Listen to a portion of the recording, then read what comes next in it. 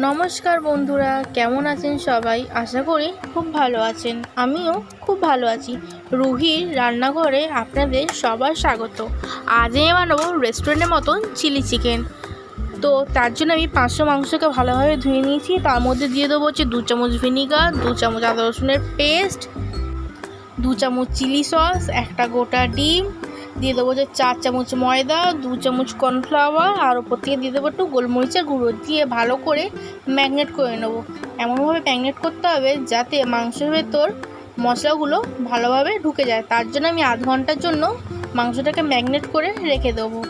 এদিকে আমি নিয়ে নিয়েছি হচ্ছে 6 থেকে 7টা গোটা পেঁয়াজ, নিয়ে নিচ্ছে একটা বড় ক্যাপসিকাম, 7 থেকে 8টা কাঁচা লঙ্কা আর 5 থেকে 6টা রসুনের কোয়া।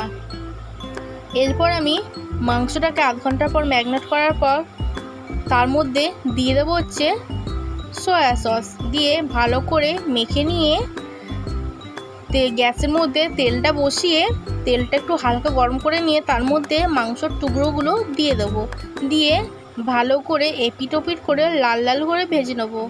আমি গ্যাসটাকে মিডিয়াম ফ্লেমে রেখেছি। আমাদের মাংস ভাজা রেডি।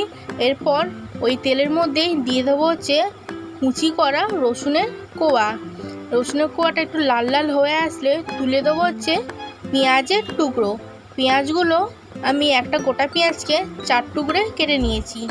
এরপর পেঁয়াজটা যখন লাল লাল হয়ে আসবে তার মধ্যে দিয়ে দেবো হচ্ছে ক্যাপসিকামগুলো, দিয়ে ভালো করে লাল লাল করে ভেজে নেব। ততক্ষণ ওটা ভাজা হোক, এদিকে আমি সসের মিশ্রণটা বানিয়ে নিই। আমি দিয়েছি 2 চামচ ভিনিগার, 3 চামচ সয়া সস আর 3 চামচ চিলি সস, দিয়ে ভালো করে মিশ্রণটাকে বানিয়ে নিয়েছি। এরপর আমি দিয়ে দেবো হচ্ছে ওর তেলের মধ্যে কাঁচা লঙ্কা, দিয়ে ভালো করে নেড়ে নেবো। এরপর দিয়ে দেবো হচ্ছে সামান্য পরিমাণে নুন। ভালো করে নাড়াচাড়া করে সসের মিশ্রণটা ওপর থেকে দিয়ে দেবো, দিয়ে তার মধ্যে দিয়ে দেবো হচ্ছে 1.5 বাটি জল। যখন জলটা ফুটে আসবে তখন আমি মাংসের টুকরোগুলো ওর মধ্যে দিয়ে দেবো। আর এদিকে আমি কর্নফ্লাওয়ারটা নিয়েছি হচ্ছে 1.5 চামচ কর্নফ্লাওয়ার নিয়ে জল দিয়ে ভালো করে গুলে রেখে দিয়েছি। যখন ঝোলটা ফুটে আসবে তখন কর্নফ্লাওয়ারটা ওপর থেকে দিয়ে দেবো। তবেই আমাদের চিলি চিকেনটা একটু গ্রেভি গ্রেভি আর একটু ঠিক ঠিক হয়ে আসবে।